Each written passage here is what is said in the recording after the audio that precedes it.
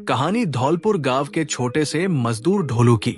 ढोलू घर से जल्दी जल्दी तैयार होकर निकल रहा था, तभी पीछे से उसकी पत्नी गौरी ने चिल्लाकर आवाज लगाते हुए कहा, अरे कहाँ चले गए तुम? तुम्हें तो काम से निकाल दिया था ना। हे भगवान, मेरी तो किस्मत ही फूट गई जो तुझ गरीब मजदूर से ब्याह किया।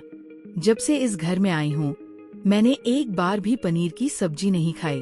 तुम चिंता ना करो गौरी, आज 50 मजदूरों को 12 बजे से पहले फैक्ट्री पर बुलाया गया है। जो भी पहले आएगा उसे काम पर रख लिया जाएगा। मुझे भी जल्द से जल्द वहाँ पहुँचना होगा। अगर मुझे काम मिल गया तो आज रात पनीर ही बनाना।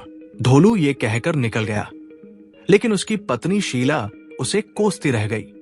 रास्ते में ढोलू ने देखा कि गांव के चौराहे पर एक बच्चा एक कोने में बैठा हुआ वहां से आ रहे लोगों को देख रहा है। कोई उस बच्चे के पास रुक क्यों नहीं रहा है? ओह हाँ, सबको तो जल्द से जल्द फैक्ट्री पहुंचना होगा, पर वो बच्चा मुझे इस गांव का नहीं लग रहा। ना जाने कौन है, पर दिखने में तो अच्छे घर का लग रहा है, लेकिन इसे अकेले छोड़कर मैं जा भी तो नहीं सकता। ढोलू फिर उस बच्चे के पास जाकर उससे पूछता है, बेटा आप कौन हो और यहाँ क्या कर रहे हो? आप कौन? मैं ढोलू, तुम कौन? गणेश। अरे ये तो बप्पा का नाम है। तुम हो कौन? इस गांव के नहीं लगते। मैं भूत हूँ। पर इतने प्यारे भूत नहीं होते बबुआ।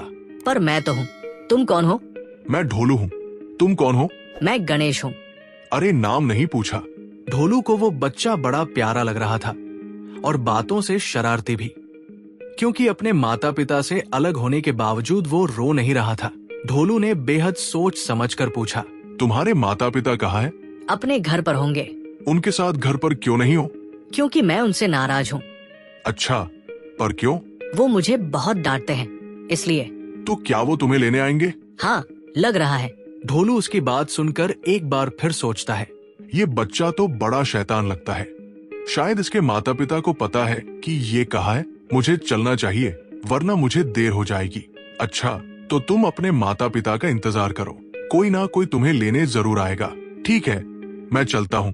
ये बोलकर ढोलू आगे बढ़ गया, पर कुछ कदम चलकर वो रुक गया और पीछे मुड़कर देखा तो ढोलू हैरान रह गया, क्योंकि गणेश उसके पीछे पीछे चला रहा था।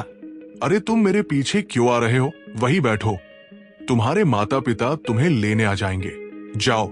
नहीं, मैं तुम्हारे साथ ही जाऊंगा। अरे बिटवा, मुझे फैक्ट्री जल्दी पहुंचना है और तुम्हारा वहाँ कोई काम नहीं है। नहीं नहीं, मुझे तुम्हारे साथ जाना है। क्यों पीछा कर रहे हो मेरा? बिटवा, वहाँ बैठ क्यों नहीं जाते? मुझे तुम्हारे साथ आना है। पर मैं तो काम से जा रहा हूँ, खेलने नहीं जा रहा। मुझे भी तुम्हारे साथ चलना है। गणेश जोर जोर से रोने लगा। ढोलू उसे चुप कराने के लिए कहता है, अच्छा, चुप हो जाओ, कुछ नहीं हुआ, कुछ नहीं हुआ। तुम्हें मेरे साथ चलना है ना? चलो। हाँ, चलो। ढोलू बच्चे को अपने साथ लेकर चलता है। थोड़ी दूर चलने पर बच्चा रुक जाता है, इसलिए ढोलू को भी रुकना पड़ता है। फिर वो उस बच्चे की तरफ देखकर बोलता है, क्या हुआ? जल्दी चलो भाई, हमें जल्द से जल्द फैक्ट्री पहुंचना है। पर मुझे सूसू जाना है। तो चलो हमारे साथ। ढोलू ने उसे एक पेड़ के पीछे खड़ा करते हुए कहा, कर लो सूसू। छी, मैं यहाँ सूसू नहीं करूँगा, मुझे वॉशरूम में ही जाना है। बबुआ, अब ये वॉशरूम कहाँ से ढूंढे हम? चलो कर लो, हमें देर हो रही है, जल्दी करो। नहीं, मैं यहाँ नहीं जाऊंगा। अरे बबुआ, मान जाओ, काहे इतनी नौटंकी कर रहे हो? अच्छा चलो, हम तुम्हें चॉकलेट खिलाएंगे, ठीक है? सच्ची? ठीक है, फिर मैं जाता हूँ। थोड़ी देर बाद ढोलू गणेश को लेकर फैक्ट्री की तरफ चला गया, पर वहां पर आकर देखता है कि उसे देर हो चुकी थी और 50 लोगों को पहले ही रख लिया गया था।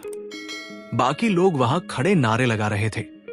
तभी उनमें से एक बोला, हमको भी इंसाफ चाहिए, हमें हमारा काम वापस दो। यहाँ सुनने वाला कौन है? कोई नहीं। ऐसे माहौल में झगड़े जल्दी होते हैं, इसलिए मुझे गणेश को जल्दी से यहाँ से लेकर जाना होगा। ढोलू गणेश को लेकर वहां से जाने लगा, पर इससे पहले ही वहां पर हाथापाई शुरू हो गई। ढोलू ने उस बच्चे को जैसे तैसे वहां से निकाला। समझ में नहीं आ रहा कि अब इस बच्चे का क्या करूं। मैं इस बच्चे को अकेले नहीं छोड़ना चाहता, पर अब इस बच्चे के साथ मुसीबत तो बढ़ती ही जा रही है। इस बच्चे की वजह से मैं देर से पहुंचा और अब अगर इसे कुछ हो गया तो इल्जाम मुझ पर ही आएगा। धोलू ने गणेश को एक जगह पर बैठाया और पूछा, भूख लगी है? हाँ। तुम यही बैठो, मैं तुम्हारे लिए कुछ खाने को लेकर आता हूँ। गणेश ने हाँ में जवाब दिया। धोलू ने उसे एक जगह बैठाकर वहां से चला गया। धोलू ने एक दुकान पर जाकर कुछ खाने का सामान लिया और वापस गणेश के पास आकर बोला, तुम ये खाओ, मैं अभी आया। और ढोलू वहां से चला गया। वो चलते चलते काफी दूर तक चलाता है। अरे मैं एक मासूम बच्चे को अकेले छोड़ आया।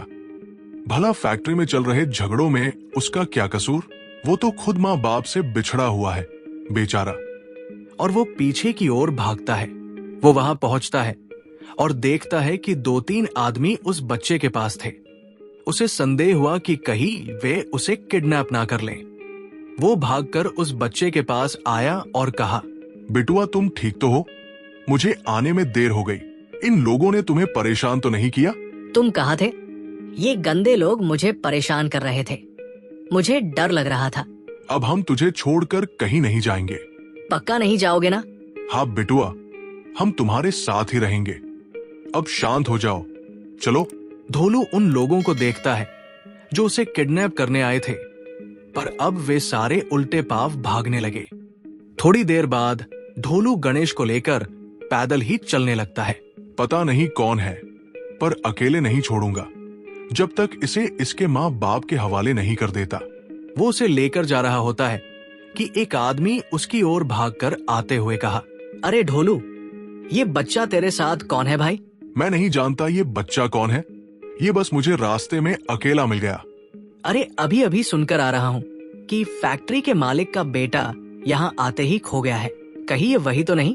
पता नहीं, चल पूछते हैं। दोनों गणेश को लेकर वापस फैक्ट्री चले जाते हैं, जहां माहौल में गर्मा गर्मी थी। धोलू और गुड्डू दूसरे रास्ते से गणेश को लेकर फैक्ट्री के अंदर जाते हैं। फैक्ट्री के मालिक यहाँ वहां घूमकर परेशान से कुछ बोले जा रहे थे। मुझे सबसे पहले मेरा बच्चा चाहिए, फिर मैं बाकी का काम करूंगा। आज अगर मुझे मेरा बच्चा नहीं मिला तो मैं किसी को काम नहीं करने दूंगा, सबको निकाल दूंगा। उन्हें वहां देख गणेश भागकर उनके पास गया। गणेश, मेरे बच्चे, कहाँ थे तुम और यहाँ कैसे पहुँचे? ये पतले नौटंकीबाज अंकल मुझे यहाँ लाए। अच्छा, मेरा बच्चा ठीक तो है ना? हाँ पापा, ये अंकल बहुत अच्छे हैं। इन्होंने मेरा बहुत ख्याल रखा, मुझे सूसू करवाया, खाना खिलाया और मुझे गंदे लोगों से भी बचाया। कुछ आदमी गणेश को किडनैप करने के इरादे से आए थे, पर हमारे होते हुए हम बिटुआ को कैसे कुछ होने दे सकते थे? तुम्हारा बहुत बहुत शुक्रिया मेरे बच्चे को सही सलामत मेरे पास पहुंचाने के लिए। तुमने मेरी सबसे बड़ी मदद की है। मैं तुम्हारा एहसान कभी नहीं भूलूंगा। नहीं मालिक, आप ऐसे बोलकर मुझे शर्मिंदा कर रहे हैं। ये तो मेरा फर्ज था। आखिर आपका नमक खाया है। मालिक, मैं भी पहले आपकी फैक्ट्री में काम करता था, पर आज जब सबको वापस काम मिलने वाला था तो मैं देर से पहुंचा। कर भला तो हो भला। तुमने मेरे बच्चे को सही सलामत मुझ तक पहुंचा दिया। इसका एहसान तो मैं नहीं चुका सकता, पर तुम्हें तुम्हारा काम लौटा सकता हूं। हे भगवान, किसी ने सच ही कहा है, किसी का भला करोगे तो आपका भी भला होगा। मैंने बच्चे की मदद की, असल में तो मैं अपनी ही मदद कर रहा था। घर वापस लौटते हुए ढोलू ने रास्ते में पनीर और मिठाई खरीदी।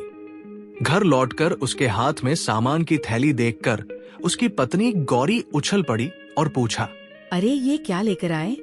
पनीर और मिठाई लाया हूं। गौरी, अब से हमारे दिन फिरने वाले हैं। मालिक ने मुझे अच्छी तनख्वाह पर काम में रख लिया है। अब तुम्हें अच्छा खाना खाने के लिए तरसना नहीं पड़ेगा। लेकिन ये सब हुआ कैसे? धोलू ने पूरा किस्सा सुनाया। तब गौरी मुस्कुराते हुए कहती है, कर भला तो हो भला। आपको हमारी कहानी कैसी लगी कमेंट सेक्शन में कमेंट जरूर करें और हमारे चैनल को सब्सक्राइब करना ना भूलिए। फिर मिलेंगे एक और कहानी के साथ, तब तक के लिए धन्यवाद।